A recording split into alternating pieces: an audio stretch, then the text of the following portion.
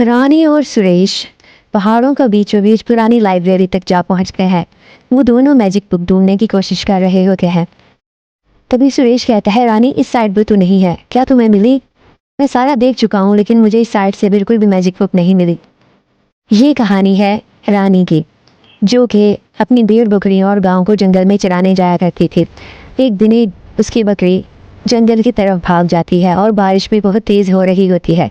तभी रानी अपने बाबा से कहती है, बाबा आप जाइए, मैं उसको ढूंढ के लाती हूँ, आप परेशान मत होइएगा, आपकी रानी बहुत बहादुर है, वो आ जाएगी। इतना कह के वो जंगल की तरफ चढ़ पड़ती है। वो देखती है कि इस साइड से किसी के बोलने की आवाज़ आ रही है। वो जैसे ही आगे बढ़ती है, वो एकदम चौंका देने वाला मंजर है। बकरी एक खूंखार दरिंदे के पास बैठकर खाना खा रही है और वो भी उससे बड़े प्यार से बातें कर रहा है।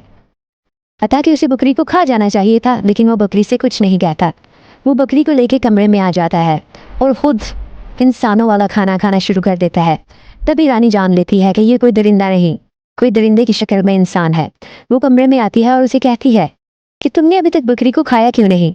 शक्ल से तो तुम दरिंदे दिखते हो, क्या कोई मास्क पहना है? तभी वो रानी को अपनी स्टोरी सुनाता है कि वो कोई दरिंदा नहीं, बल्कि एक बहुत होनहार और गांव में सबसे माना जाने वाला सुरेश था।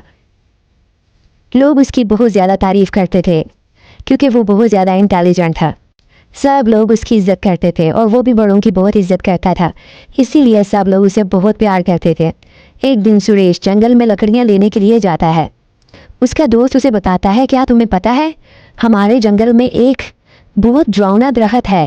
कहते हैं जो भी उस दरख्त को काटने की कोशिश करता है वो अपनी शक्ल खो देता है। सुरेश उसकी बातों पे कान नहीं धरता क्योंकि सुरेश को ये सब बातें बकवास लगती थी।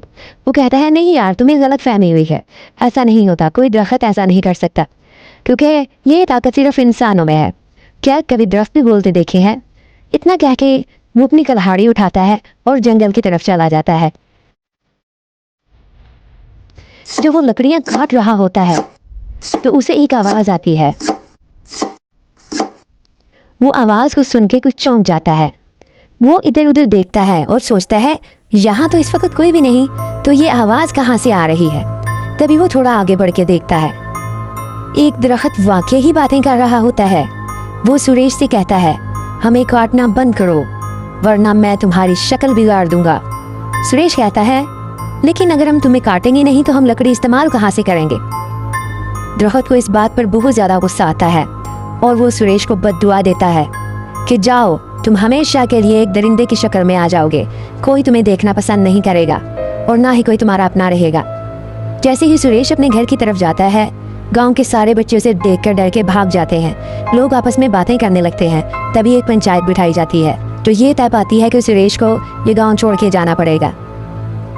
रानी को उसकी कहानी सुन के इस पर बहुत तरस आता है और वो सुरेश से कहती है कि क्या मैं तुम्हारी मदद कर सकती हूँ, इसका कोई हल है तुम्हारे पास? तो वो बताता है, हाँ, पुरानी लाइब्रेरी में जो एक मैजिक बुक है वहाँ पर इस चीज़ का हल है और ये मुझे उसी दरख्त ने बताया था।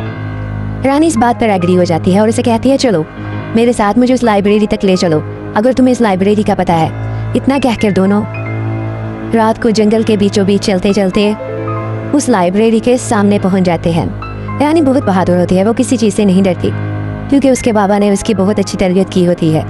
वो उसे कहती है कि क्या तुम मेरी मदद करोगे, तुम आगे जा सकते हो? वो कहता है, हाँ मैं बिल्कुल आगे जा सकता हूँ, लेकिन मुझे बहुत ज़्यादा डर लग रहा है कहीं मेरी वजह से तुम्हें कोई नुकसान ना पहुँचे। रानी कहती है, चलो मेरे साथ। वो दोनों लाइब्रेरी के अंदर पहुँच जाते हैं। रानी उसे कहती है कि तुम इस साइड पर ढूंढो और मैं इस साइड पर ढूंढती हूँ, क्योंकि लाइब्रेरी बहुत बड़ी थी और इतनी ज़्यादा किताबों के बीच में उस किताब को ढूंढना थोड़ा मुश्किल हो रहा था। लेकिन रानी हिम्मत नहीं हारती, वो किताब को ढूंढने लगती है। सुरेश हर जगह देख चुका होता है और उसे वो किताब नहीं मिलती है। रानी अपनी पूरी लगन से उस किताब को ढूंढ रही होती है। तभी अचानक रानी की नज़र उस किताब पर पड़ती है। वो बहुत सारी किताबों के नीचे पड़ी होती है। रानी सारी किताबें उठा के साइड पर रखती है और इस किताब को बाहर निकाल लेती है। जैसे ही वो इस किताब को पकड़ती है, उस किताब के अंदर से कुछ रोशनी निकलती है। उसके पन्ने खुद ही उल्ट पुल्ट होने लगते हैं। रानी फौरन उस किताब को उठाती है और उस दरख्त के पास पहुंच जाती है। वहाँ पर जाके जैसे ही वो खोल के उस किताब को पढ़ना शुरू करती है तो वो दरख्त एक परी की शक्ल इख्तियार कर लेता है और वो परी बोलने लगती है तभी परी अपने जादू से उस दरिंदे को असली सुरेश की शक्ल में वापस ले आती है।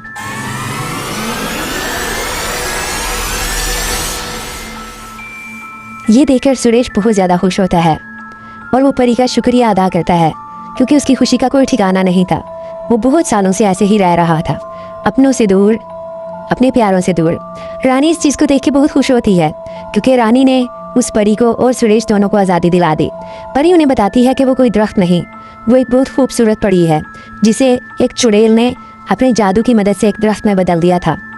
और इस जादुई किताब में इस बात का हल था। तुम लोगों ने मेरी मदद की है, इसलिए ये जादुई घड़ी तुम्हारे लिए। तुम इस घड़ी से जो चाहे काम करवा सकती हो, लेकिन वो किसी के खिलाफ ना हो। अगर किसी के भले के लिए इसे यूज़ करोगी तो ये तुम्हें हमेशा तुम्हारे साथ रहेगी। अगर किसी के खिलाफ यूज़ करोगी तो ये गायब हो जाएगी। इतना कह के परी गायब हो जाती है। सुरेश और रानी दोनों अपने घर की तरफ चल पड़ते हैं। तभी रानी को अपनी बकरी की याद आती है और वो उसे कहती है, रुको, मेरी बकरी तो रह गई, मैं अपनी बकरी को तो साथ ले लूँ। इतना कह के वो जंगल की कोठरी की तरफ जाती है और अपनी बकरी को अपने साथ लेकर और सुरेश को साथ लेकर जब गांव पहुंचती है तो उसका बाप देखकर उन्हें हैरान रह जाता है और सोचता है कि ये लड़का कौन है। इतने में वो बकरी अपने मालिक से जाके मिलती है और वो बहुत ज़्यादा खुश होती है और उसका बाप भी उसे देख के बहुत खुश होता है। तभी रानी अपने गांव में एक स्कूल बनवाती है, हॉस्पिटल बनाती है, ताकि लोगों की इमदाद की जा सके। क्या आपको रानी और सुरेश की स्टोरी पसंद आई? और रानी और सुरेश सारे गांव के कहने पर दोनों एक दूसरे से शादी कर लेते हैं और सारा गांव हंसी खुशी रहने लग जाता है। आपने देखा प्यारे बच्चों, जो दूसरों की मदद करता है हमेशा उसकी भी मदद की जाती है। आप भी कोशिश करें कि हमेशा दूसरों के लिए भलाई करते जाएं। आप देख रहे हैं जंगल मैजिक हॉरर स्टोरी।